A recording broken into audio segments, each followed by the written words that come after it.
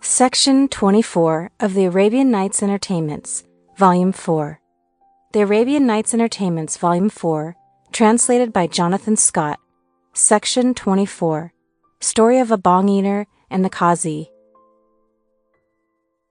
In a certain city there was a vagabond fellow much addicted to the use of bong, who got his livelihood by fishing.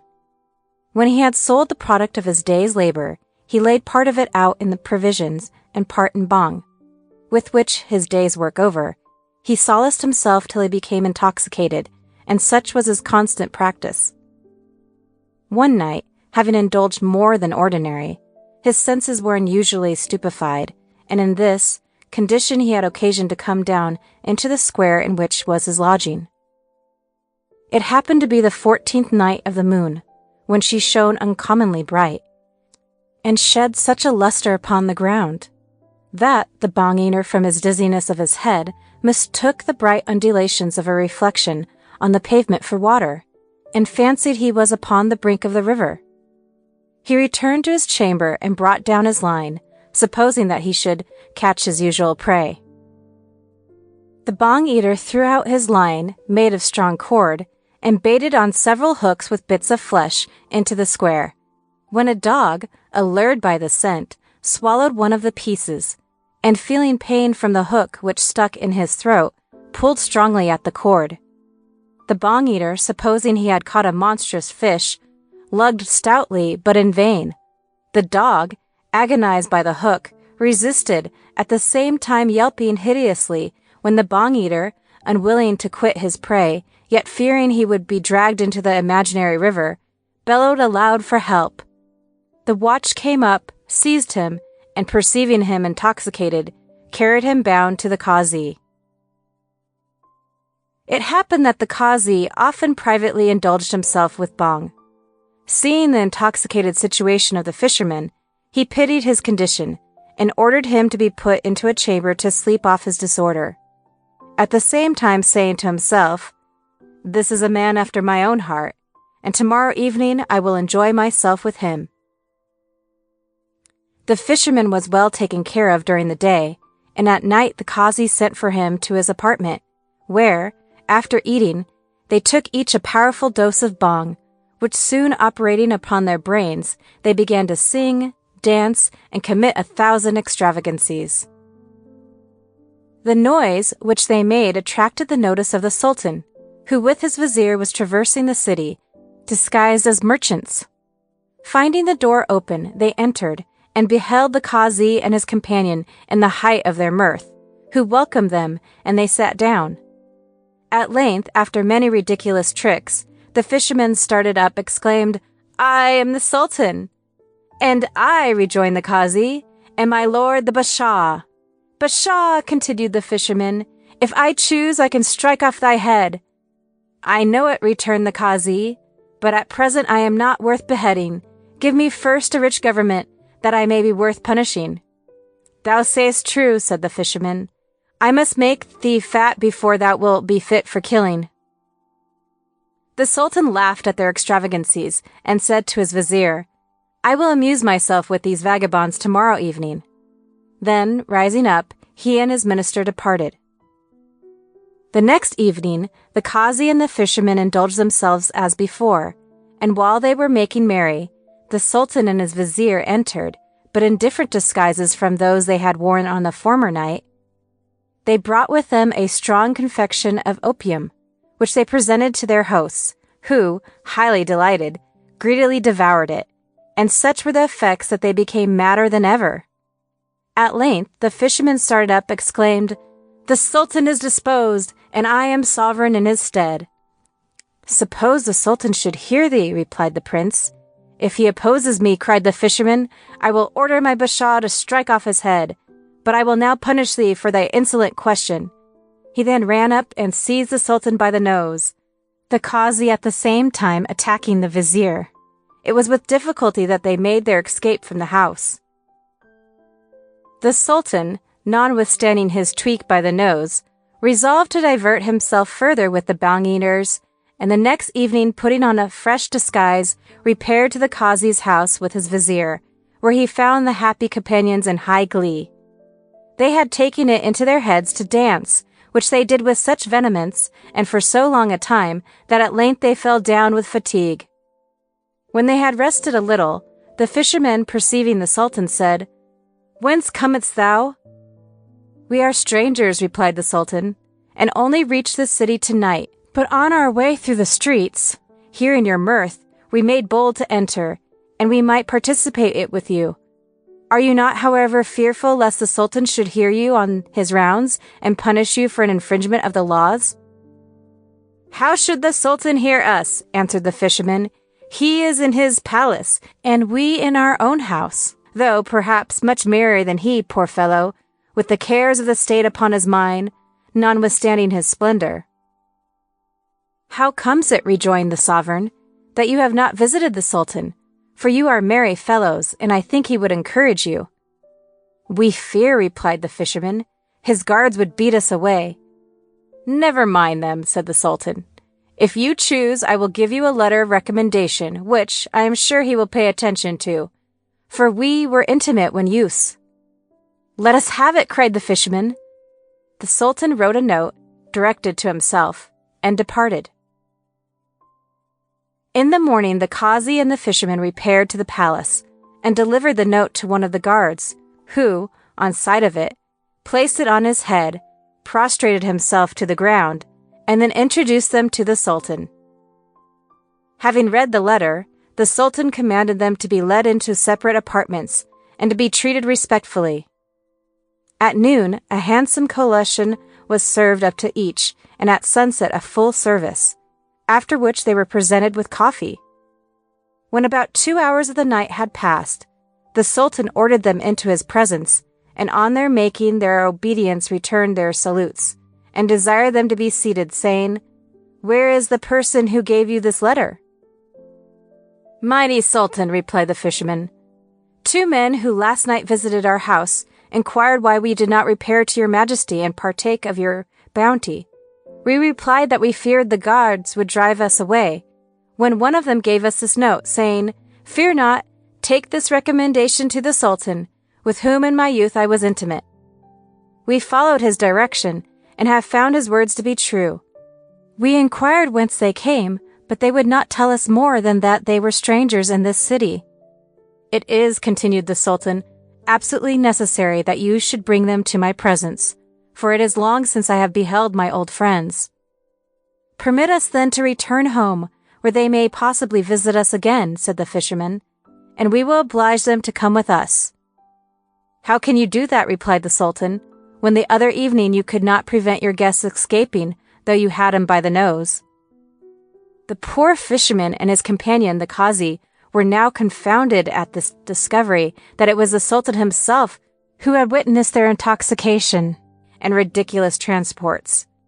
They trembled, turned pale, and fell prostrate to the ground, crying, "Pardon, pardon, gracious sovereign, for the offenses we have committed, and the insult which in our madness we offered to the sacred person of your majesty." The Sultan, after laughing heartily at their distress, replied, "Your pardon is granted, for the insult was involuntary, though deserved, as I was an impertinent intruder on your privacy. Make yourselves easy and sit down, but you must each of you relate to me your adventures, or some story that you have heard." The Qazi and the fisherman, having recovered from their confusion, obeyed the commands of the Sultan, and being seated, the latter related the following tale. End of Section 24. Section 25 of the Arabian Nights Entertainments, Volume 4. The Arabian Nights Entertainments, Volume 4, translated by Jonathan Scott, Section 25. Story of the Bang Eater and the Qazi. Story of the Bang Eater and his wife. There lived formerly, near Baghdad, a half-witted fellow who was much addicted to the use of bang. Being reduced to poverty, he was obliged to sell his stock. One day he went to the market to dispose of a cow, but the animal being in bad order, no one would bid for it, and after waiting till he was weary, he returned homewards.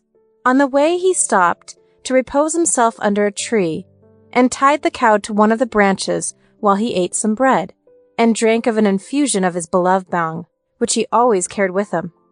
In short time it began to operate, so as to bereave him of the little sense he possessed, and his head was filled with ridiculous reveries. While he was musing, a magpie, beginning to chatter from her nest in the tree, he fancied it was a human voice, and that some woman had asked to purchase his cow. Upon which he said, "Reverend Mother of Solomon, dost thou wish to buy my cow?" The bird croaked again. "Well," said he, "what wilt thou give if I sell her a bargain?" The bird repeated her croak. "Never mind," said the foolish fellow, "for though thou hast forgotten to bring thy purse, yet I dare say thou art an honest woman, and hast bidden me 10 dinars. I will trust thee with the cow, and call on Friday for the money." The bird renewed her croaking, which he fancied to be thanks for his confidence, so leaving the cow tied to the branch of the tree, he returned home exulting in the good bargain he had made for the animal. When he entered the house, his wife inquired what he had gotten for the cow, to which he replied that he had sold her to an honest woman named Solomon, who had promised to pay him on the next Friday 10 pieces of gold. The wife was contented, and when Friday arrived, her idiot of a husband, having, as usual, taken a dose of bhang, repaired to the tree, and hearing the bird chattering as before, said, "Well, my good mother, hast thou brought the gold?" The bird croaked. Supposing the imaginary woman refused to pay him, he became angry and threw up his spade, which frightening the bird, it flew from the nest and alighted on a heap, into which he dug with his spade and found a brazen vessel full of gold coin. This discovery convinced him he was right, and being, notwithstanding his weakness, naturally honest, he only took 10 pieces, then replacing the soil said, "May Allah require thee for thy punctuality, good mother," and returned to his wife, to whom he gave the money, informing her at the same time of the great treasure his friend Solomon possessed, and where it was concealed. The wife waited till night, when she went and brought away the pot of gold, which her husband observing said, "It is dishonest to rob one who has paid us so punctually, and if thou dost not return it to its place, I will inform the wali officer of police." The wife laughed at his folly, but fearing the ill consequences of his executing his threat, she planned a stratagem to prevent them. Going to the market, she purchased some broiled meat and fish, ready dressed, which she brought privately home and concealed in the house. At night, the husband, having regaled himself with his beloved bhang, retired to sleep off his intoxication. But about midnight, she strewed the provisions she had brought at the door, and awakening her partner, cried out, in pretended astonishment, "Dear husband, the most wonderful phenomenon has occurred. There has been a violent storm which you slept, and strange to tell, it has rained pieces of broiled meat and fish, which lie now at our door." The husband, still in a state of stupefaction from the bhang, got up, went to the door, and seeing the provisions was persuaded of the truth of his wife's story. The fish and flesh were gathered up, and he partook with much glee of the miraculous treat, but he still threatened to inform the wali of her having stolen the treasure of the good old woman Solomon. In the morning, the foolish bhang eater actually repaired to the wali, and informed him that his wife had stolen a pot of gold, which she had still in her possession. The wali upon this apprehended the woman, who denied the accusation, when she was threatened with death.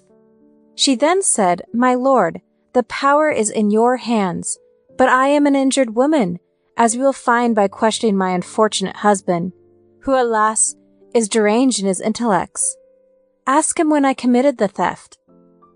The wali did so, to which he replied, "It was the evening of the night on which it rained broiled fish and fish ready dressed."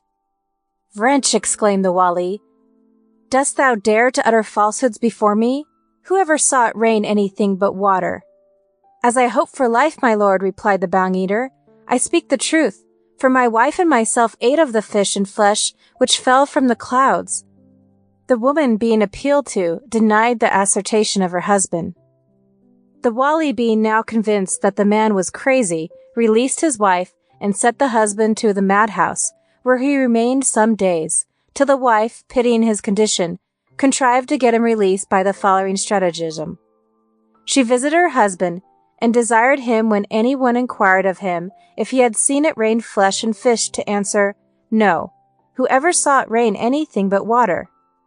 She then informed the keeper that he was come to his senses, and desired him to put the question. On his answering properly, he was released.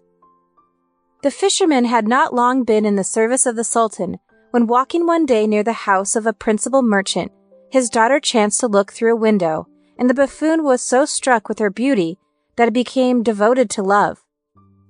Daily did he repair to the same spot for weeks, together in hopes of once seeing her, but in vain, for she did not again appear at the window.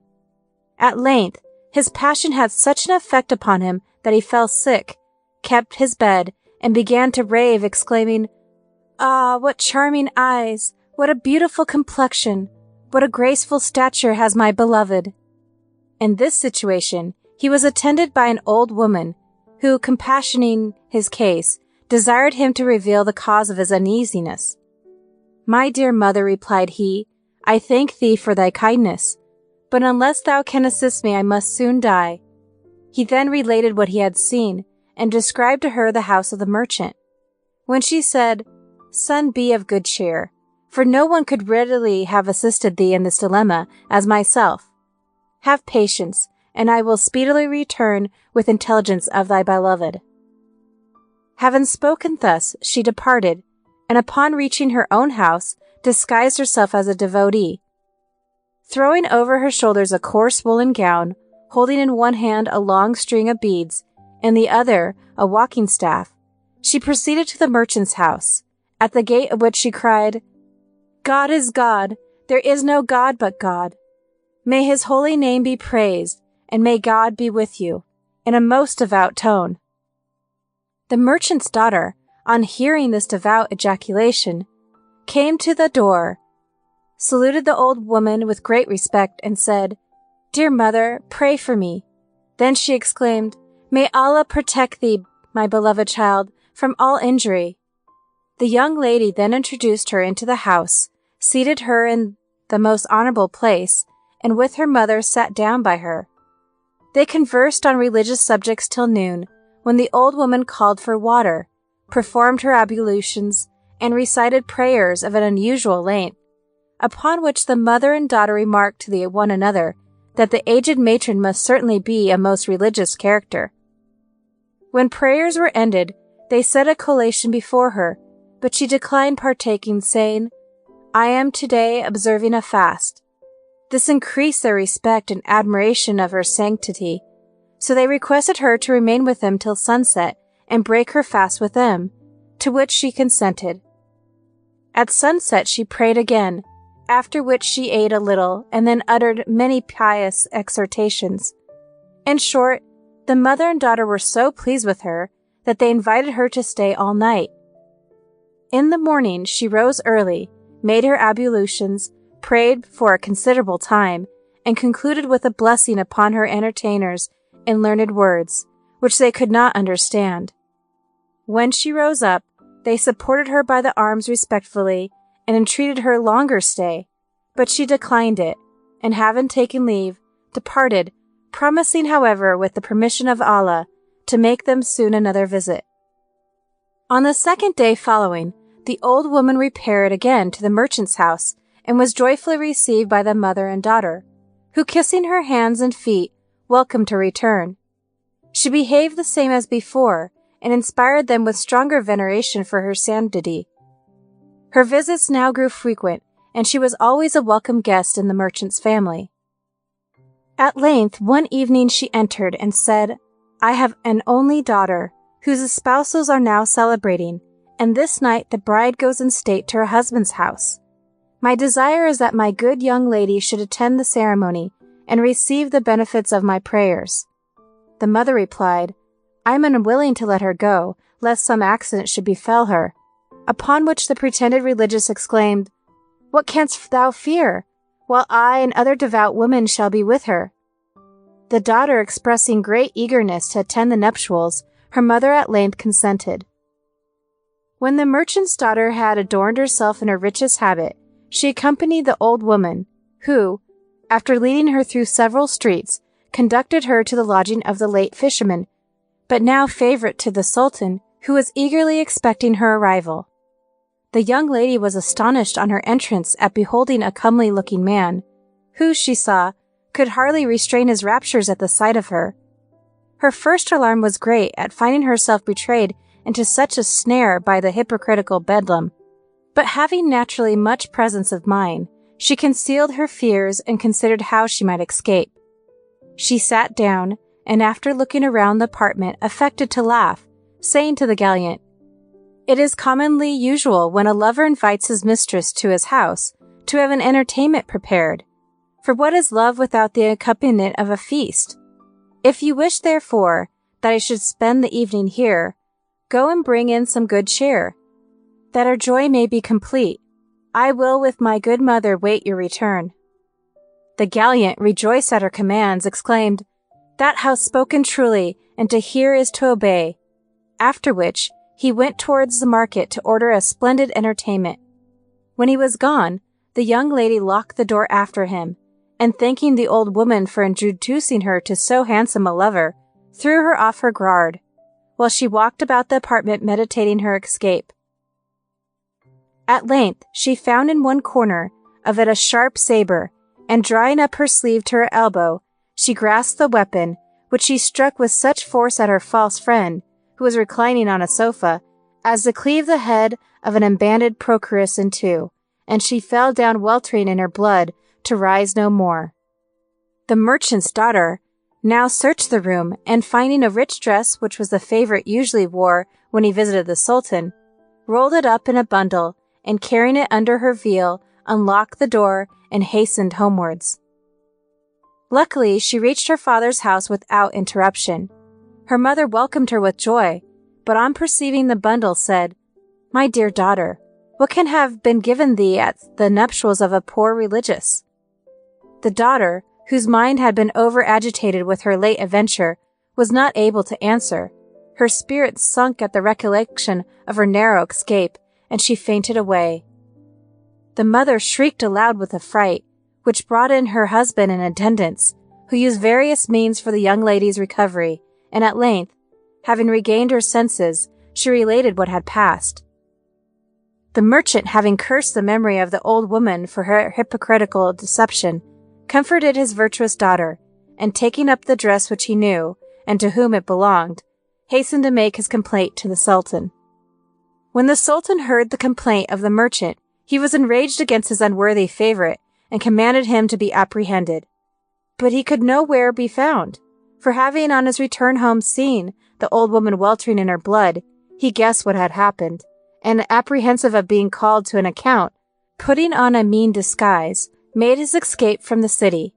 Fortunately for him, a caravan was just taking its departure, and with it he traveled for 5 days successively, with a mind tortured by disappointed love and the fear of discovery.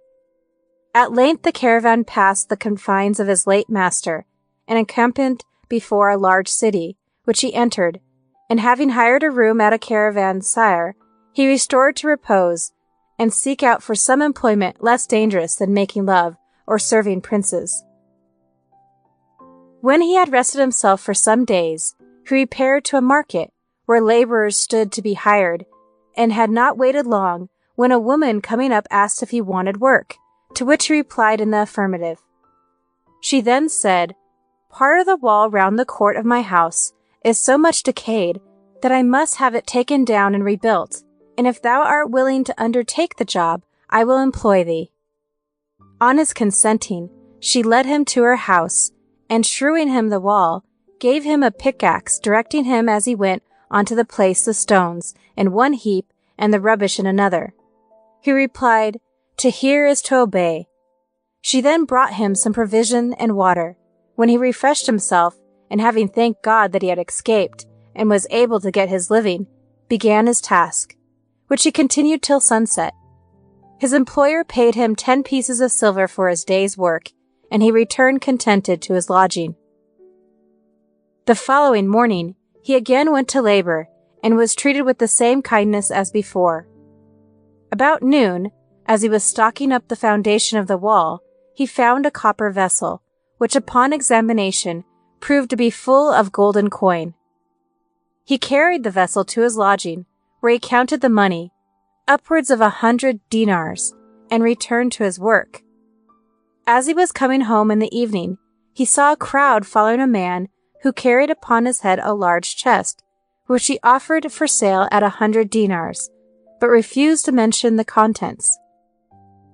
The fisherman was seized with an irresistible impulse to purchase the chest, and having a small silver coin of not more value than a silver penny, said to himself, "I will try my fate. Possibly it may contain something valuable, but if not, I will disregard the disappointment," ordered it to be conveyed to his lodging, and paid the price demanded. He then locked his door and opened the chest, when, to his astonishment, he beheld in it a beautiful girl, very richly dressed, but apparently lifeless. However, on putting his hand to her mouth, he perceived that she breathed, and was only in a deep sleep, from which he endeavored to wake her, but in vain. He then took her out of the chest, laid her gently on his carpet, and continued to gaze at her charms, till at length about midnight she awoke, in an exclamation of alarm and surprise exclaimed, "Gracious Allah, where am I?" When the lady's first alarm had subsided, she asked the fisherman how he had brought her in his lodging, and on being informed of the circumstances, her mind became easy, for he behaved towards her with respectful attention. Concealing for the present her condition and adventures, she said, "This lodging is too mean. On the morrow you must hire a better. Serve me with fidelity, do as I desire, and you shall be amply rewarded." The fisherman, who, cautioned by his last love adventure, was fearful of taking liberties, and awed by her dignified demeanor, made a profound obedience, and professed himself her slave. He set before her the best refreshments he could procure, and when she had supped left her and retired to sleep in a separate chamber. Early the next morning, he went and hired a decent house, to which he conveyed her in a covered litter, and did not cease to attend upon her in all her commands for 20 days, she supplying him with money to purchase necessaries. It is proper now to mention that the lady bought by the fisherman in the chest was the favorite mistress of the Sultan. Having deserted for her all his other women, they had become envious, but the Sultana, who, before the arrival of Qahut al-Qulub, for such was her name, had presided over the harem, was more mortified than the rest, and had resolved to effect her removal. For this a favorable opportunity soon occurred, owing to the Sultan's departure for 20 days upon a hunting excursion. In a day or two after his absence, the Sultana invited Qahut al-Qulub to an entertainment, and having mixed a strong soporific and some sherbet, presented it her to drink. The effect of the potion was instantaneous, and she sunk into a trance, when the Sultana, putting her into the chest, commanded it to be given to a broker, and sold without examination of the contents for 100 dinars, hoping that whoever might be the purchaser, he would be so fascinated with the charms of the beautiful Qahut al-Qulub as to enjoy his good fortune in secrecy, and that she should thus get rid of a rival without the crime of assassination. When the Sultan returned from his excursion, immediately on entering the palace, he inquired for his favorite, when the Sultana, entering with affected sadness, said, "Alas, my lord, the beautiful and affectionate Qahut al-Qulub, unable to bear the pangs of absence, 3 days after your departure fell sick, and having lingered for 7 days, was gathered to the mercy of the Almighty." The Sultan, on hearing this, burst into an agony of grief, and exclaimed, "There is no asylum or refuge but with God. From God we came, and to God we must return." He was overcome with affliction, and remained the whole night involved in melancholy. In the morning, he sent for his vizier, and commanded him to look out for a spot on the bank of the river for the erection of a building in which he might sit retired and meditate on his beloved Qahut al-Qulub. The vizier replied, "To hear is to obey. and taking with him an architect, fixed upon a pleasant spot, on which he ordered him to mark out a space of 90 yards in length and 70 in breadth for the intended building. The necessary materials of stone and marbles were soon collected, and the work was begun upon, which the minister for 2 days superintended in person. On the third, the Sultan came to view the progress. He approved of the plan and said, "It is truly beautiful, but alas, only worthy of the residence of Khalut al-Kalub," after which he wept bitterly.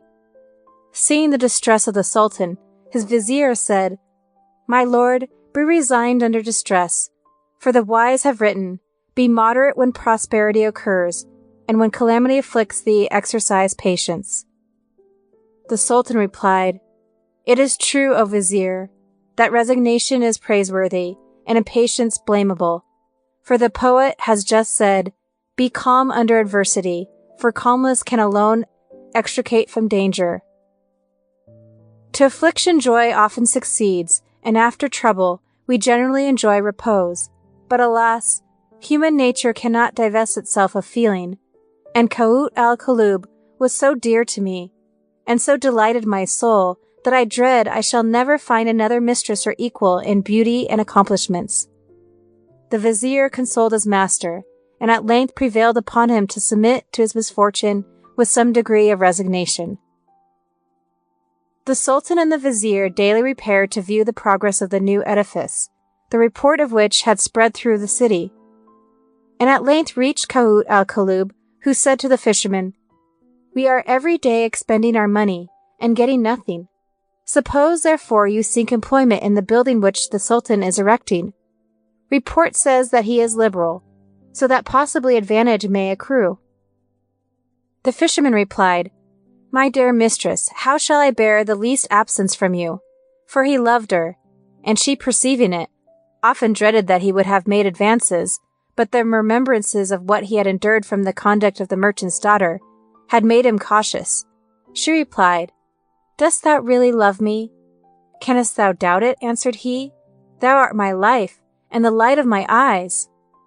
"If so," exclaimed she, "take this necklace, and when you think of me as you are working, look at it, and it will console you till you return home." The fisherman obeyed the commands of Khaut al-Kalub, repaired to the post where the edifice was erecting, and beheld the Sultan and vizier observing the workmen. The former inquired if he wanted employment, to which he replied in the affirmative, and was hired. He began his labor, but so much was his mind engaged with his mistress that every now and then, dropping his implements, he drew out the necklace, and looking upon it heaved a deep sigh, when the Sultan, observing, said to his vizier, "This man, perchance, is more unhappy than myself. Let us call him to us, and inquire into his circumstances." The vizier brought him to the presence, and desired him to tell honestly why he sighed so deeply. "Alas," replied he, "I am absent from my beloved, who gave me this necklace to look at whenever I might think upon her, and my mind is so taken up with her that I cannot help laying down my tools and admiring it constantly." When the Sultan saw the necklace, he recollected that it was one which he had purchased for Khaut al-Kalub for 1,000 dinars. He concealed his agitation and said, "To whom does this necklace belong?" "To my slave," replied the laborer, "whom I purchased for 100 dinars. "Canst thou admit us to thy lodgings?" rejoined the Sultan, "that we may see her?" "I dread," answered the laborer, "that her modesty may be offended, but I will consult her, and if she assents, I will invite you to my lodging." "That is but just," said the Sultan, "and no more than what is proper." The laborer at sunset returned home and informed Khaut al-Kalub of his adventure, when she desired him on the morrow to purchase what was requisite for a decent entertainment, at the same time giving him 5 dinars. In the morning he bought what she desired, and going to his work informed the Sultan and vizier that they were welcome to his homely fare, and to see his slave, or rather, said he, "my divinity, for as such I have at humble distance adored her."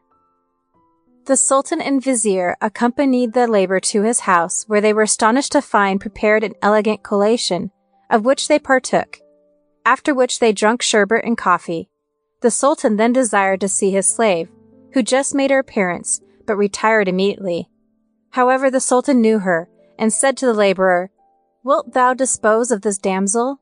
"I cannot, my lord," replied the laborer, "for my soul is wholly occupied with her love, though as yet unreturned." "May thy love be rewarded," exclaimed the Sultan, "but bring her with thee at sunset to the palace."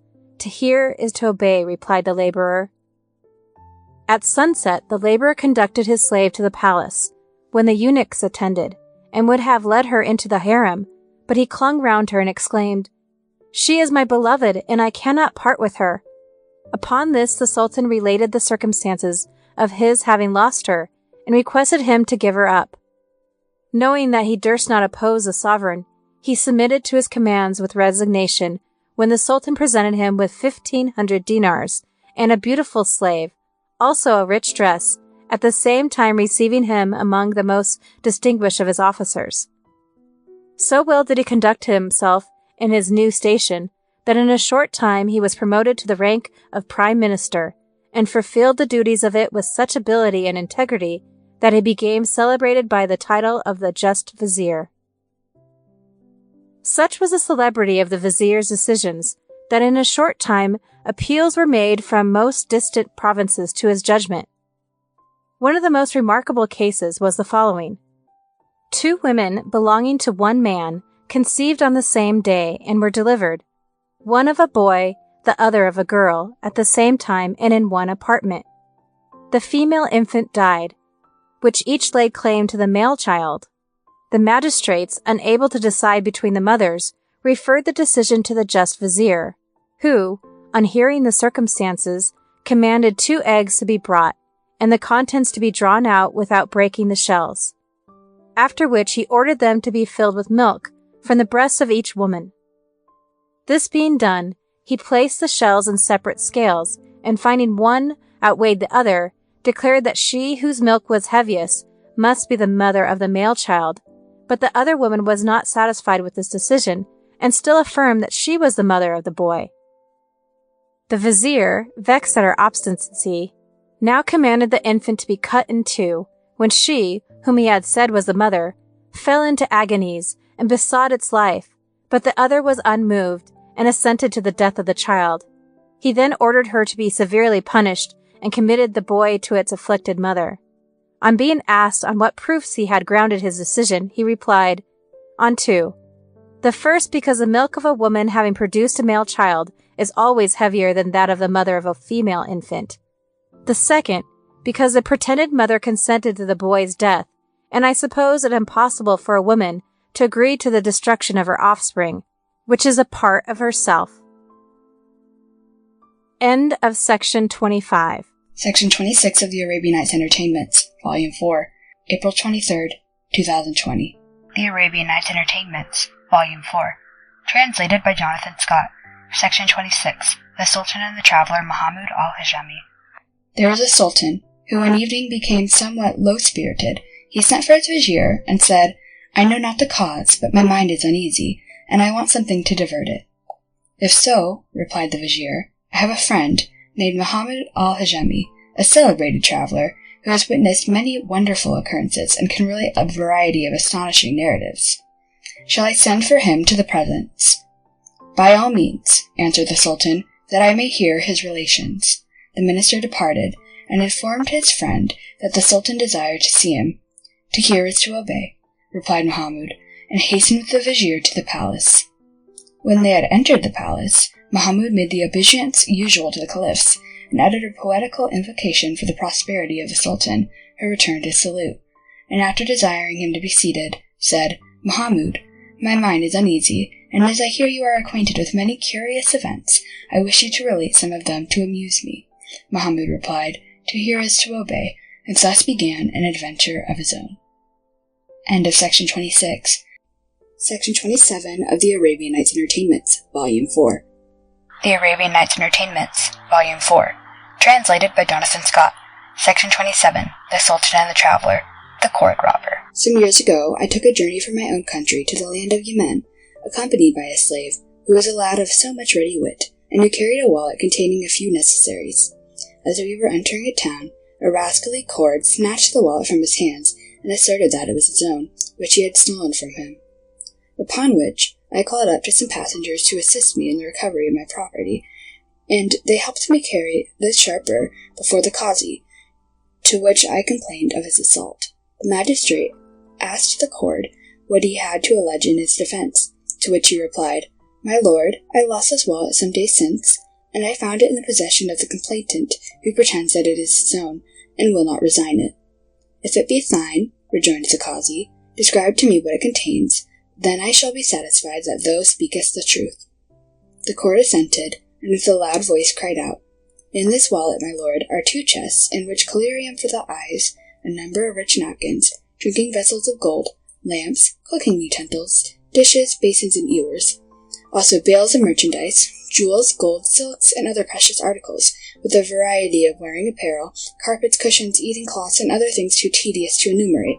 Besides, I can call upon my brother Kurds to testify to that this wallet is mine." When the Kurd had finished, the Qazi smiled, and asked me and my slave that we could have described what was in the wallet. Upon which my slave said, "My lord, there is nothing in it of what the Kurd has mentioned, for it contains only both worlds with all their lands, seas, cities, habitations, men, animals, and productions of every kind." The Qazi laughed, and turning to the Kurd said, "Friend, thou hast heard what has passed. What further canst thou say?" "The bag is mine," continued the Kurd, upon which the Qazi ordered it to be emptied, when lo! there found in it were cakes of bread, a few lions, a little pepper, and a cruet of oil. Seeing this, the Kurd exclaimed, "Pardon me, my lord the Qazi, I have been mistaken, the wallet is not mine, but I must away and search for the thief who has stolen my valuable property." Having said this, he ran off, leaving the Qazi, myself, and the spectators bursting with laughter at his impudent knavery. The Sultan was much diverted with the relations of Mahmud, and requested him to relate another story, which he did as follows. End of Section 27. Section 28 of the Arabian Nights Entertainments, Volume 4, April 23rd, 2020. The Arabian Nights Entertainments, Volume 4, translated by Jonathan Scott. Section 28, The Sultan and the Traveler, Story of the Husbandman. A certain husbandman, having reared some choice vegetables and fruits earlier than usual, resolved to present them to the Sultan, in hopes of receiving a handsome present.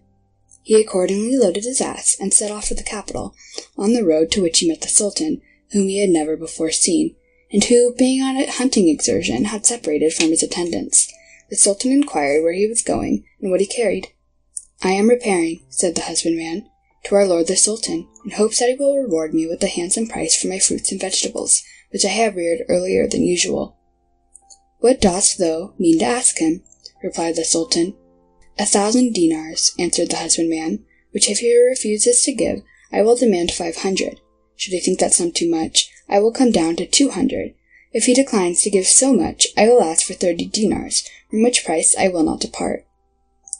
The Sultan now left the husbandman, and hastening to the city, entered the palace, where the latter soon after arrived with his fruits, and introduced to the presents. Having made his obeisance, the Sultan returned his salute, said, "Father, what hast thou brought with thee?" "Fruits, reared earlier than usual," answered the husbandman, to which the Sultan replied, "They are acceptable," and uncovering them, sent a part of the inruts into his harem, and distributed the rest to his courtiers, excepting a few which he ate himself, talking all the while to the countryman, whose sensible remarks gave him much pleasure. He presented him with 200 dinars, and the ladies of the harem sent him a present of half that sum. The Sultan then desired him to return home, give the money to his family, and come back with speed, as he wished to enjoy the conversation. The husbandman, having replied, "To hear is to obey," blessed the Sultan for his bounty, and hastening home gave the dinars to his wife, informing her that he was invited to spend the evening at court, and took his leave. It was sunset when he arrived at the palace, and the Sultan, being at his evening meal, invited him to partake. When they were satisfied, they performed their ablutions, and having said the evening prayer, and read a portion of the Quran, the Sultan, desiring him to be seated, commanded the husbandman to relate him some narrative. The husbandman, being seated, thus began. End of Section 28. Section 29 of the Arabian Nights Entertainments, Volume 4. The Arabian Nights Entertainments, Volume 4, translated by Jonathan Scott, Section 29, The Sultan and the Traveler, Story of the Three Princes and Enchanting Bird. It has been lately related that there was formerly a sovereign of the East who had 3 sons, the eldest of whom had heard some traveler describe a particular country where there was a bird called Bulbul al-Sayakh, who transformed any passenger who came near him into stone. The prince resolved to see this wonderful bird, and requested leave to travel from his father, who endeavored in vain to divert him from his purpose. He took leave, and on his departure, pulling off a ring set with a magical gem, gave it to the second brother, saying, "Whenever you perceive this ring, press hard upon your finger. Be assured that I am lost beyond recovery."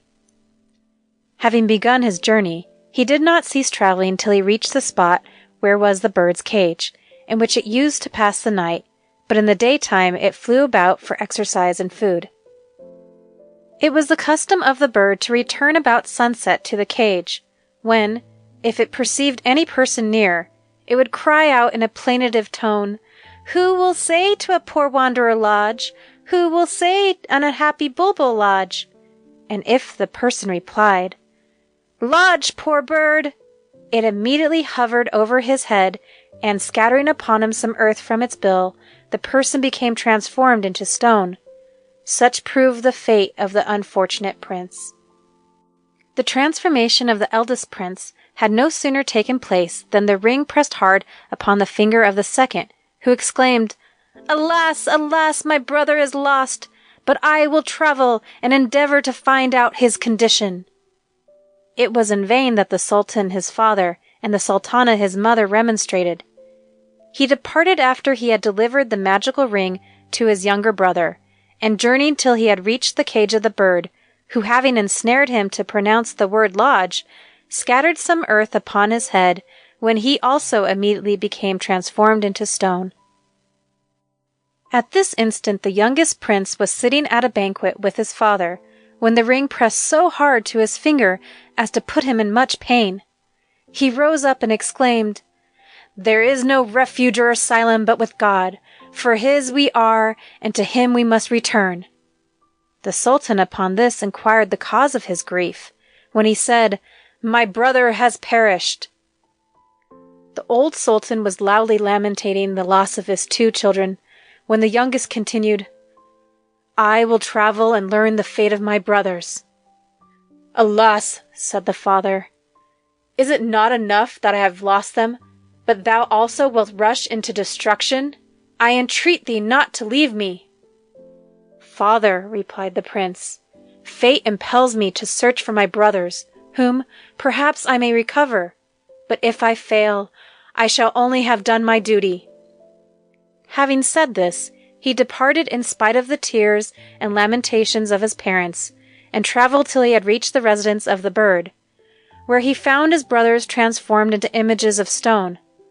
At sunset, the bird began its usual tone, but the prince, suspecting some deceit, forbore to speak, till at length the bulbul retired to his cage, and fell asleep. When watching the opportunity, the prince darted upon it, and fastened the door. The bird awoke at the noise, and seeing himself caught, said, "Thou hast won the prize, O glorious son of a mighty sultan." "If so," exclaimed the prince, "inform me by what means thou hast enchanted so many persons as I see around me changed into images of marble, and how I may release them from their unhappy state." "Behold," replied the bird, "yonder 2 heaps of earth, one white and one blue. The blue enchants, and the other will recover from transformation." The prince immediately took up handfuls of white earth, and scattering it over the numerous images, they instantly became animated and restored to all their functions. He embraced his 2 brothers, and received their thanks, also those of the sons of many sultans, bashaws, and great personages for giving them new life. They informed him that near the spot was a city, all the inhabitants of which had been, like them, transformed into stone. To this he repaired, and having relieved them from their enchantment, the people out of gratitude made him rich presents, and would have chosen him for their sovereign, but he declined their offer, and resolved to conduct his brothers in safety to their father. The 2 elder princes, notwithstanding they owed the restoration of their lives to their brother, became envious of the valuable presents he had received, and of the fame he would acquire at home for his achievement. They said to one another, "When we reach the capital, the people will applaud him, and say, 'Lo, the 2 elder brothers have been rescued from destruction by the youngest.'" The youngest prince, being supplied with horses, camels, and carriages, for himself and companions, began his march homewards, and proceeded by easy stages toward the capital of his father, within 1 day's journey of which was a reservoir of water lined with marble. On the brink of this, he ordered his tents to be pitched, resolving to pass the night and enjoy himself in feasting with his brothers. An elegant entertainment was prepared, and he sat with them till it was time to repose, when they retired to their tents, and he lay down to sleep, having on his finger a ring which he had found in the cage of the bulbul. The envious brothers, thinking this a fit opportunity to destroy their generous preserver, arose in the dead of night, and taking up the prince, cast him into the reservoir, and escaped to their tents undiscovered. In the morning they issued orders of march. The tents were struck, and the camels loaded, but the attendants, missing the youngest prince, inquired after him, to which the brothers replied that being asleep in his tent, they were unwilling to disturb him. This satisfied them, and having pursued their march, they reached the capital of their father, who was overjoyed at their return, and admired the beauty of the bulbul, which they had carried with them, but he inquired with eagerness what was become of their brother. The brothers replied, "We know nothing of him, and did not till now hear of his departure in search of the bird, which we have brought with us." The Sultan dearly loved his youngest son, and on hearing that his brothers had not seen him, beat his hands together, exclaiming, "Alas, alas, there is no refuge or asylum but with the Almighty, from whom we came and to whom we must return." We must now return to the youngest brother. When he was cast into the reservoir, he awoke, and finding himself in danger, exclaimed, "I seek deliverance from that God, who relieveth his servants from the snares of the wicked." His prayer was heard, and he reached the bottom of the reservoir unhurt, where he seated himself on a ledge, when he heard persons talking. One said to another, "Some son of man is near." "Yes," replied the other, "he is the youngest son of our virtuous Sultan, who, after having delivered his 2 brothers from enchantment, hath been treacherously cast into this reservoir." "Well," answered the first voice, "he may easily escape, for he has a ring upon his finger, which if he will rub, a genie will appear to him, and perform whatever he may command." The prince no sooner heard these words than he rubbed his hand over the ring, when a good genie appearing said, "Prince, what are thy commands?" "I command," replied the prince, "that thou instantly prepare me tents, camels, domestics, guards, and everything suitable to my condition." "All is ready," answered the genie, who at the same instant, taking him from the ledge, conducted him into a splendid encampment, where the troops received him with acclamations. He ordered signals of march to be sounded, and proceeded toward the capital of his father. When he had arrived near the city, he commanded his tents to be pitched on the plain. Immediately his orders were obeyed. The tents were raised, a most magnificent one for himself, before which the servants raised a gorgeous awning, and sprinkled water to lay the dust. The cooks lighted their fires, and a great smoke ascended, which filled the plains. The inhabitants of the city were astonished at the approach of the army, and when they saw the encampment pitched, supposed it to be that of a powerful enemy preparing for assaulting them. Intelligence of this unexpected host was conveyed to the Sultan, who, on hearing it, instead of alarm, felt a pleasure which he could not account for, and said, "Gracious Allah, my heart is filled with delight, but why I know not." Immediately he commanded his suite to attend, and repaired to the encampment of his son, to whom he was introduced. But the prince, being habited very richly, and differently from what he had seen him in, was not known by the Sultan. The prince received his father with the honors due to his rank, and when they were seated and had entered into conversation, said, "What has become of thy youngest son?" The words were scarcely uttered when the old sultan fell fainting to the earth. On his recovery he exclaimed, "Alas!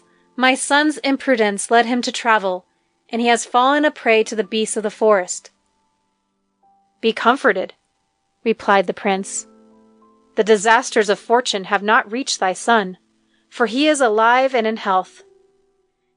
"Is it possible?" cried the sultan. "Ah, tell me where I shall find him."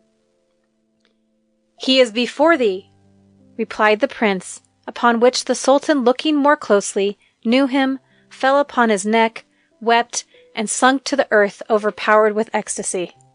When the sultan had recovered, he desired his son to relate his adventures, which he did from first to last. Just as he had finished, the elder brothers arrived, and seeing him in such splendor, hung down their heads abashed and unable to speak, but yet more envious than ever. The old sultan would have put them to death for their treachery, but the youngest prince said, "Let us leave them to the Almighty, for whoever commits sin will meet its punishment in himself." When the husbandman had concluded the above story, the sultan was so highly pleased that he presented him with a large sum of money, and a beautiful slave, inquiring at the same time if he could divert him with another story, to which he replied in the affirmative. On another night, when the sultan and the countryman had sat down to converse, the former desired him to relate some ancient story, when the latter began as follows. End of section 29. Section 30 of the Arabian Nights Entertainments, Volume 4. The Arabian Nights Entertainments, Volume 4. Translated by Jonathan Scott. Section 30. The Sultan and the Traveler, Mahmud al-Hajemi. Story of a Sultan of Yemen and his 3 sons. It has been related that in the kingdom of Yemen there was a sultan who had 3 sons, 2 of whom were born of the same mother, and the third of another wife, with whom, becoming disgusted from some caprice, and having degraded her to the station of a domestic, he suffered her and her son to live unnoticed among the servants of the harem. The 2 former, one day, addressed their father, requesting his permission to hunt, upon which he presented them each with a horse of true blood, richly caparisoned, and ordered proper domestics to attend them to the chase. When they had departed, the unfortunate youngest brother repaired to his unhappy mother, and expressed his wishes to enjoy, like the elder princes, the pleasures of the field. "My son," replied she, "it is not in my power to procure thee a horse or other necessaries." Upon this he wept bitterly, when she gave him some of her silver ornaments, which he took, and having sold them, with the price purchased, a foundered steed. Having mounted it, and provided himself with some bread, he followed the track of his brothers for 2 days, but on the 3rd lost his way. After wandering 2 days more, he beheld on the plain a string of emeralds and pearls, which shone with great luster. Having taken it up, he wreathed it round his turban, and returned homewards, exulting in his prize. But when he had arrived near the city, his brothers met him, pulled him from his horse, beat him, and forced it from him. He excelled them both in prowess and vigor, but he was fearful of the sultan's displeasure, and his mother's safety, should he punish his insulters. He therefore submitted to the indignity and loss, and retired. The 2 cowardly princes entered the palace, and presented the string of jewels to the sultan, who, after admiring it, said, "I shall not rest satisfied till the bird arrives to whom this certainly must have belonged." Upon which the brothers replied, "We will travel in search of it, and bring it to our august father and sultan." Preparations being made, the brothers departed, and the youngest prince, having mounted his lame steed, followed them. After 3 days' journey, he reached an arid desert, which having passed over by great exertion, he arrived almost exhausted at a city, which on entering he found resounding with the shrieks of lamentation and woe. At length he met a venerable old man, to whom, having made a respectable salute, he inquired of him the cause of such universal mourning. "My son," replied the old man, "on a certain day during the last 43 years, a terrible monster has appeared before our city, demanding a beautiful virgin to be delivered up to him, threatening to destroy it in case of refusal. Unable to defend ourselves, we have complied with his demand, and the damsels of the city have drawn lots for the dreadful sacrifice. But this year the chance has fallen upon the beautiful daughter of our Sultan. This is the day of the monster's usual arrival, and we are involved in universal lamentation for her unhappy fate." When the young prince heard the above, he, under the direction of the old man, repaired to the place of the monster's resort, resolved to conquer him or die. Scarcely had he reached it when the princess approached it, splendidly habited, but with a dejected head and drowned in tears. He made a respectful salute, which she returned, saying, "Hasten, young man, from this spot, for a monster will soon appear, to whom, by my unhappy fate, I am destined. Should he discover thee, he will tear thee in pieces." "Princess," replied he, "I know the circumstance, and I am resolved to become a man of ransom for thy beauty." The prince had hardly uttered these words when a column of dust arose, from which, with dreadful howlings and fury, the monster issued, lashing his gigantic sides with his thick tail. The princess shrieked and wept in the agonies of fear, but the prince, drawing his saber, put himself in the way of the savage monster, who, enraged, snorted fire from his wide nostrils and made a spring at the prince. The gallant youth, with wonderful agility, evaded his talons, and darting from side to side of the monster, watched his opportunity, till rushing upon him, he cleft his head asunder just between his eyes, when the huge creature fell down and growled his last in a tremendous roar. The princess, on seeing the monster expire, ran to her deliverer, wiped the dust and sweat from his face with her veil, uttering grateful thanks, to which he replied, "Return to thy lamenting parents." But she would not, and said, "My lord and light of my eyes, thou must be mine, and I thine." "That is perhaps impossible," rejoined the prince, and hastening from her, he returned to the city, where he took up his lodging in an obscure corner. She now repaired to the palace.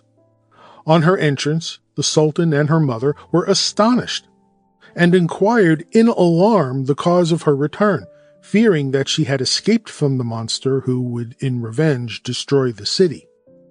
The princess related the story of her deliverance by a handsome youth, upon which the sultan, with his attendants and most of the inhabitants of the place, repaired to view the monster, whom they found extended death on the earth.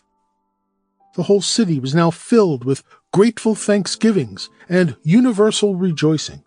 The sultan, eager to show his gratitude to the gallant youth, said to the princess, "Shouldst thou know thy deliverer, wert thou to see him again?"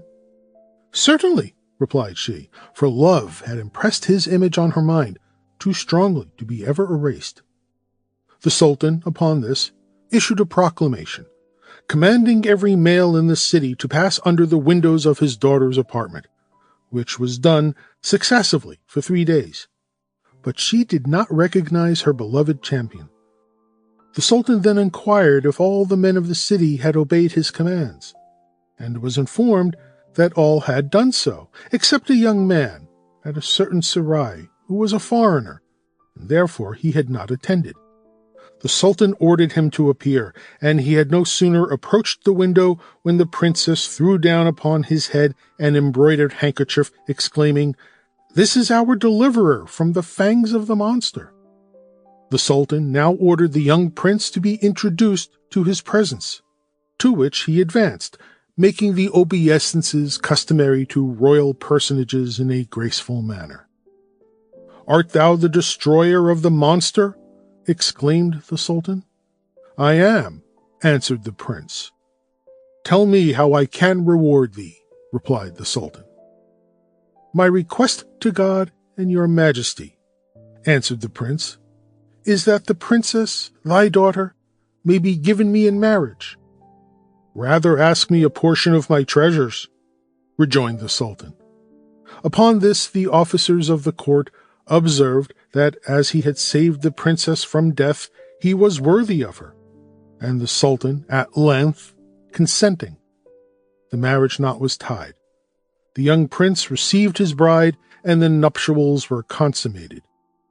Towards the close of the night he arose, and having taken off her ring, put his own on in its room on her finger, and wrote upon the palm of her hand, "I am called Allah ad-Din, the son of a potent sultan who rules in Yemen. If thou canst come to me there, well, otherwise remain with thy father." When the prince had done as above related, he left his bride asleep, and, quitting the palace and city, pursued his travels, during which he married another wife, whom he had saved from an elephant in a similar way. He left her in the same manner as the first. When the prince had left his second wife, he proceeded in search of the bird to whom the string of emeralds and pearls had belonged, and at length reached the city of its mistress, who was daughter to the Sultan, a very powerful monarch. Having entered the capital, he walked through several streets, till at last he perceived a venerable old man, whose age seemed to be at least that of 100 years, sitting alone. He approached him, and having paid his respects, sat down, and entering into conversation, at length said, "Canst thou, my uncle, afford me any information respecting a bird, whose chain is composed of pearls and emeralds, or of its mistress?" The old man remained silent, involved in thought, for some instants, after which he said, "My son, my sultans and princes have wished to attain this bird and the princess, but failed in the attempt. However, do thou procure 7 lambs, kill them, flay and cut them up into halves. In the palace are 8 courts, at the gates of 7 of which are placed 2 hungry lions, and in the latter, where the princess resides, are stationed 40 slaves. Go and try thy fortune." The prince, having thanked the old man, took his leave, procured the lambs, cut them up as directed, and towards midnight, when the step of a man had ceased from passing, repaired to the first gate of the palace, before which he beheld 2 monstrous lions, their eyes flaming like the mouth of a lighted oven. He cast before each half a lamb, and while they were devouring it, passed on. By the same stratagem, he arrived safely into the 8th court, at the gate of which lay the 40 slaves, sunk in profound sleep. He entered cautiously, and beheld the princess in a magnificent hall, reposing on a splendid bed, near which hung her bird in a cage of gold wire strung with valuable jewels. He approached gently, and wrote upon the palm of her hand, "I am Allah ad-Din, son of a sultan of Yemen. I have seen thee sleeping, and taken away thy bird. Shouldst thou love me, or wish to recover thy favorite, come to my father's capital." He then departed from the palace, and having reached the plain, stopped to repose till morning. The prince, being refreshed at daylight, having invoked Allah to protect him from discovery, traveled till sunset, where he discovered an Arab encampment, to which he repaired and requested shelter. His petition was readily attended to by the chief, who, seeing him in possession of the bird, which he knew, said to himself, "The young man must be a favorite of heaven, or he could not have obtained a prize for which so many potent sultans, princes, and viziers have vainly fallen sacrifices." He entertained him with hospitality, but asked no questions, and in the morning dismissed him with prayers for his welfare and a present of a beautiful horse. Ala ad-Din, having thanked his generous host, took leave and proceeded unceasingly till he arrived within the sight of his father's capital. On the plain he was again overtaken by his two brothers, returning from their unsuccessful expedition, who, seeing the bird and splendid cage in his possession, dragged him suddenly from his horse, beat him cruelly, and left him. They entered the city, and presenting the cage to their father, framed an artful tale of danger and escapes that they had undergone in procuring it. On hearing which, the Sultan loaded them with caresses and praises, while the unfortunate Ala ad-Din retired bruised and melancholy to his unhappy mother. The young prince informed his mother of his adventures, complained heavily of his loss, and expressed his resolves to be revenged upon his envious brothers. She confronted him. She comforted him, entreated him to be patient, and wait for the dispensations of Allah, who in proper season would show his power in the revealment of justice. We now return to the princess who had lost her bird. When she awoke in the morning and missed her bird, she was alarmed, but on perceiving what was written upon her palm, still more so. She shrieked aloud. Her attendants ran in, and finding her in a frantic state, informed the Sultan, who, anxious for her safety, hastened to the apartment. The princess, being somewhat recovered, related the loss of her bird, showed the writing on her hand, and declared that she would marry no one but him who had seen her asleep. The Sultan, finding remonstrances vain, agreed to accompany his daughter in search of the prince, and issued orders for his army to prepare for a march to Yemen. When the troops were assembled, the Sultan conducted his daughter to the camp, and on the day following marched, the princess with her ladies being conveyed in magnificent equipages.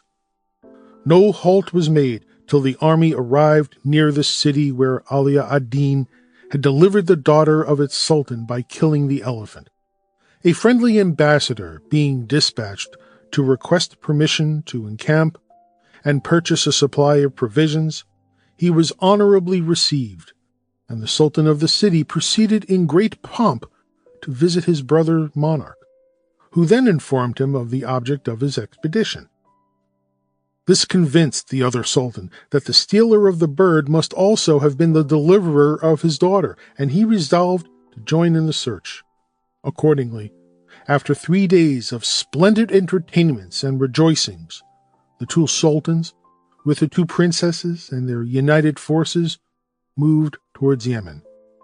Their route lay through the capital, the daughter of whose sultan Ala ad-Din had saved from the fangs of the savage monster. On the arrival of the allies at this city, an explanation similar to the last took place, and the third sultan resolved to accompany them in search of the husband of his daughter, who readily agreed to join the other princesses. They marched, and on the route the princess who had lost her bird was fully informed by the others of the beauty, prowess, and manly vigor of Ala ad-Din, which involved her more than ever in anxious impatience to meet him. At length, by continued and uninterrupted movements, the 3 sultans reached Yemen, and pitched their encampments about sunset on a verdant plain well watered near the capital.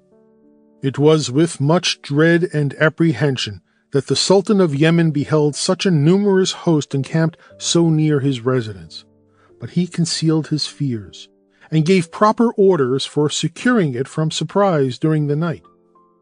With the morning, his alarms were removed, as the allied sultans dispatched an ambassador with rich presents, assurances that they had no hostile intentions, and a request that he would honor them by a visit to their camp. and furnish it with supplies. The Sultan complied with the invitation, and the suite being prepared, he proceeded, attended by all his courtiers in the highest magnificence, to the encampment, where he was received with due honors.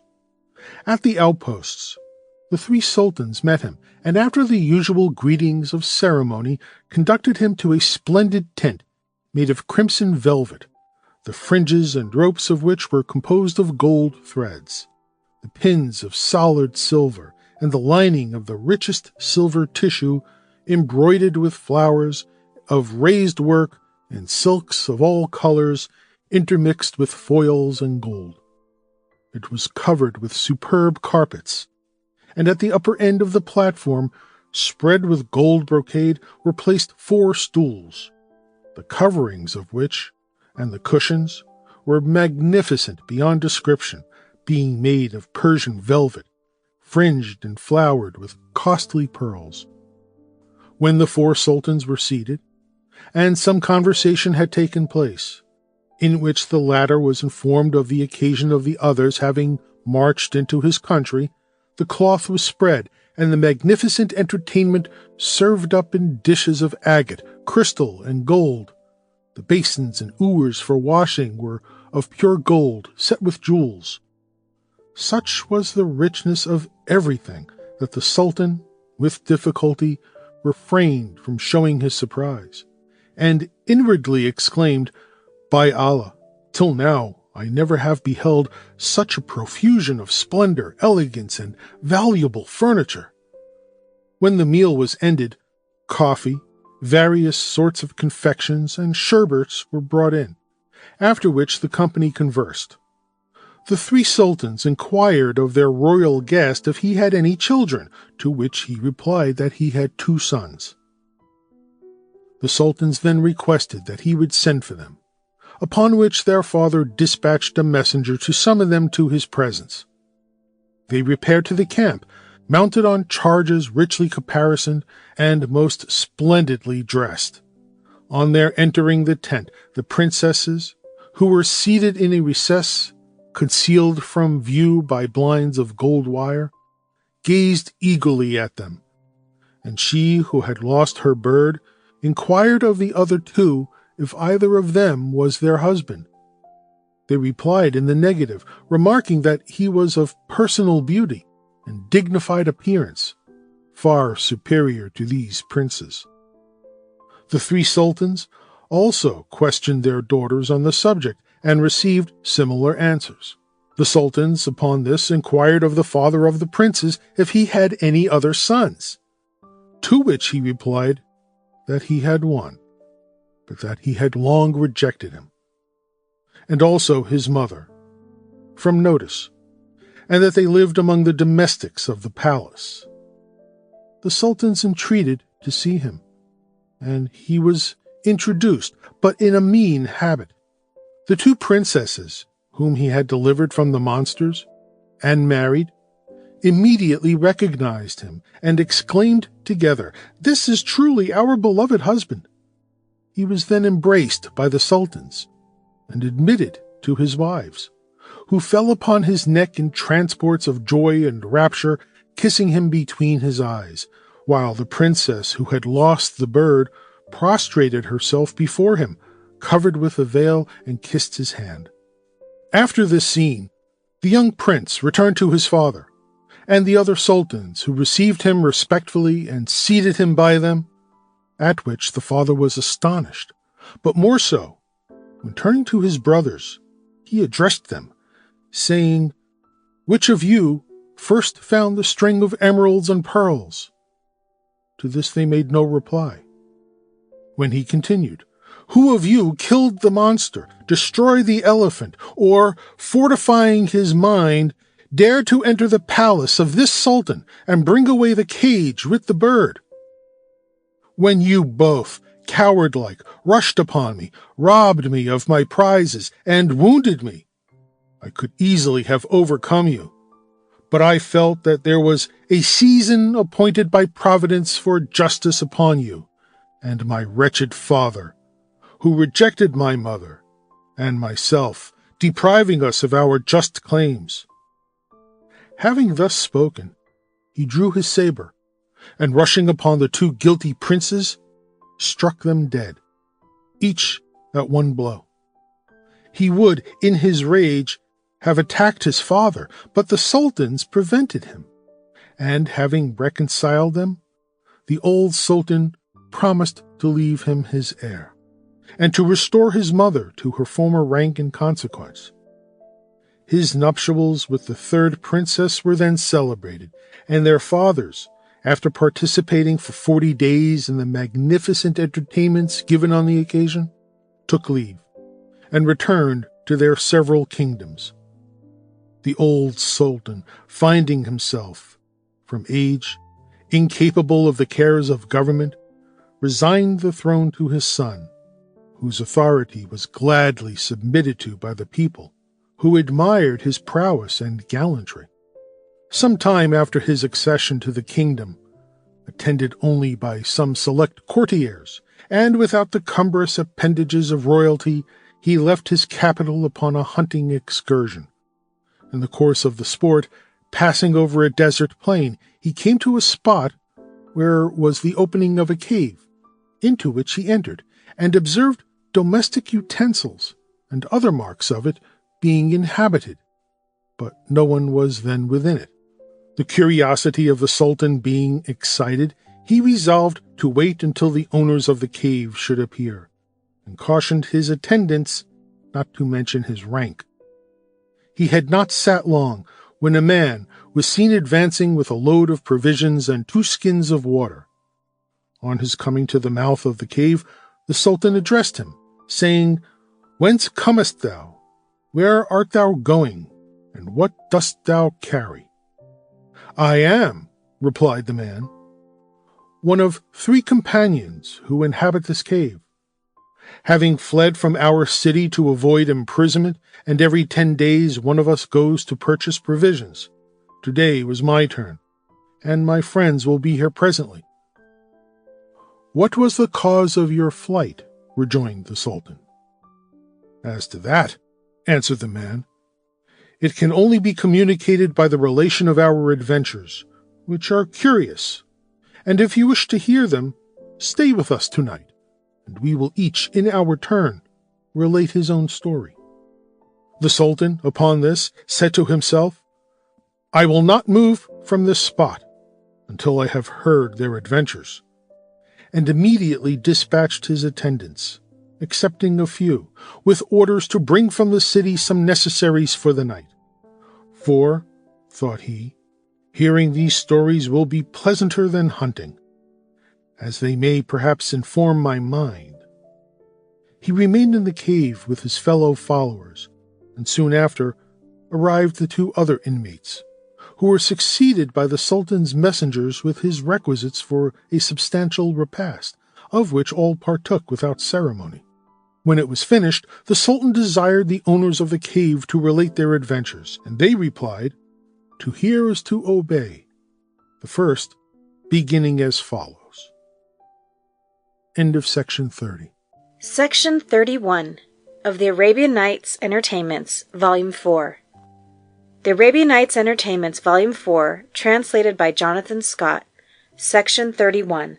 The Sultan and the Traveler. Story of the First Sharper in the Cave. My father died when I was a youth, leaving my mother and myself with little property, but an old she-goat which we sold, and with the price bought a calf, and nourished her as well as we could for a whole year, when my mother desired me to go and dispose of her in the market. Accordingly I went, and soon perceived that there was not a fatter or finer beast in the market.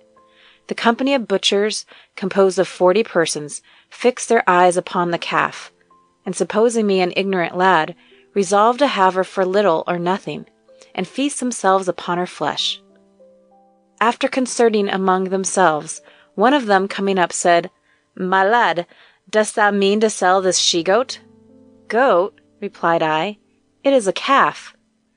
"Nay," answered he, "surely thou must be blind or under enchantment. But old as the goat is, if thou wilt sell it, I will give thee a course for her." I angrily refused, and he went away, when presently up came another, and in short and regular succession the whole 40, the last of whom was the chief of the butchers. I perceived the connivance to cheat me, and resolving to be avenged, said, I am convinced I am deceived, so you shall have the goat, if such she is, for the course, provided you let me have her tail. This was agreed to, and it being cut off, I delivered my calf to the chief of the butchers, received the money, and returned home. On my arrival at home, my mother asked if I had sold the calf, to which I replied, yes, for a course, and her tail into the bargain. She thought me stupid or mad, and inquired what I would do with the latter. I answered, I will have amply revenged on the sharpers, who pretended that my calf was a she-goat, and forced for them at least 1,000 times the price they gave me. After this, I skinned the tail, cut the leather into tongs, and twisted them into a whip with hard, thick knots. I then disguised myself in female attire, taking pains to make myself look as handsome as possible, with the assistance of my mother, who put sorma into my eyelids, and arranged my eyebrows, stained my hands with henna, and directed me how to ogle and smile.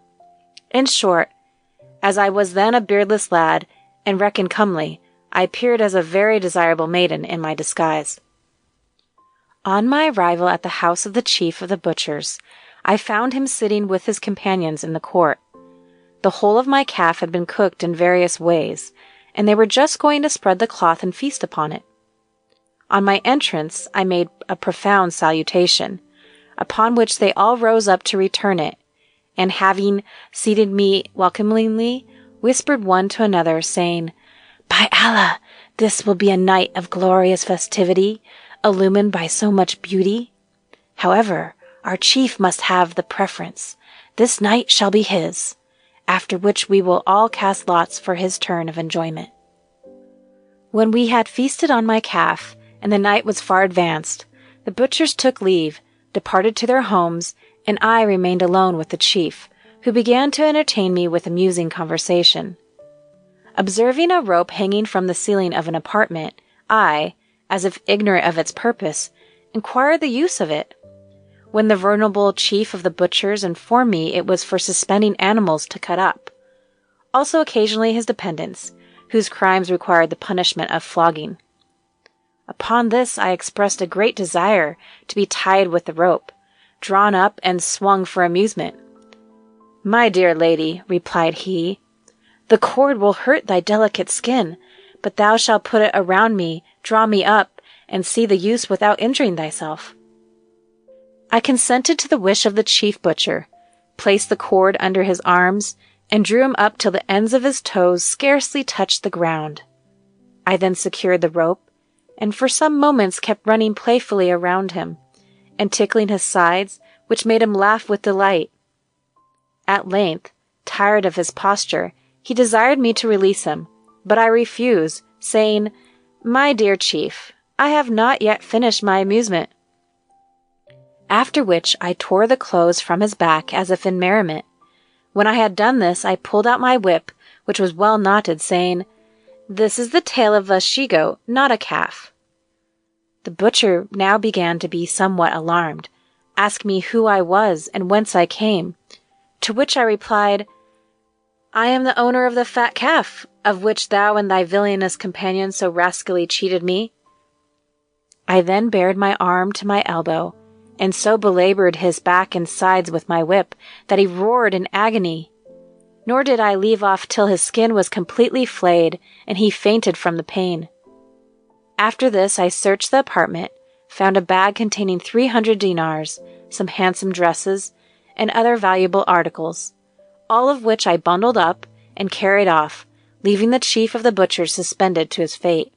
When I reached home, I gave my prize to my mother, saying, This is only part of the value of my calf, which I have just received of the purchaser.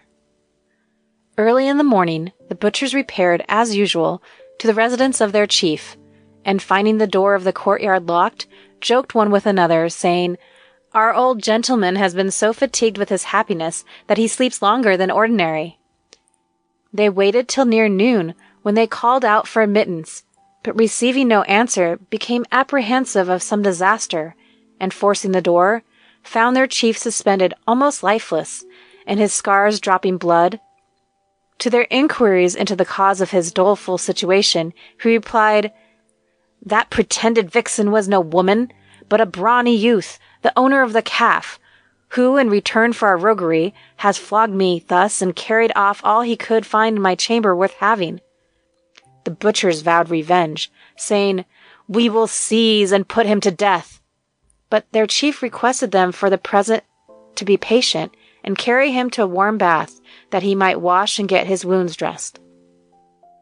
I observed the chief butcher enter the bathing house alone, while his followers waited at the gate, upon which I went to the slaughter-house, poured over my back the blood of a sheep, dabbed it with plasters of cotton, and leaning on a crutch, as if in agony of pain, repaired to the bath. At first the butchers refused me admittance, saying their chief was within, but on my entreating their compassion for my miserable condition, they at length permitted me to enter. Passing through the different rooms, I came to the bath, in which I found the unfortunate chief washing his scars. I pulled out my whip, and having said to him, "Shek, this is the tail of my calf," flogged him again so severely that he fainted, after which I made my escape by another entrance to the Hammam, which opened into a different street. The butchers, growing impatient at the long stay of their chief in the bath, at length entered, and found him in extreme agony.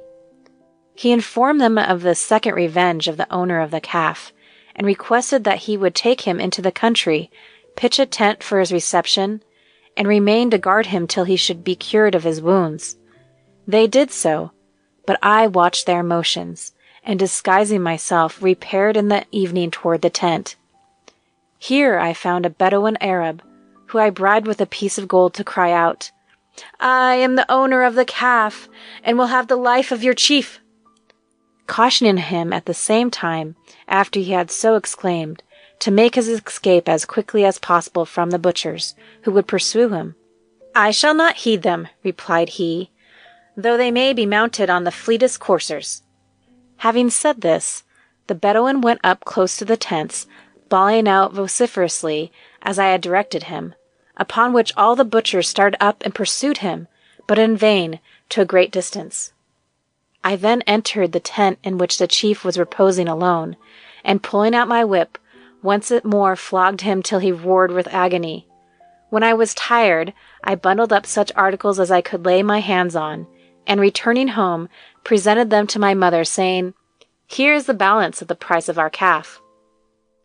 The butchers, having attempted to overtake the Bedouin till they were wearied with running but in vain, returned to their chief, whom they found in a fainting fit from the pain of his wounds.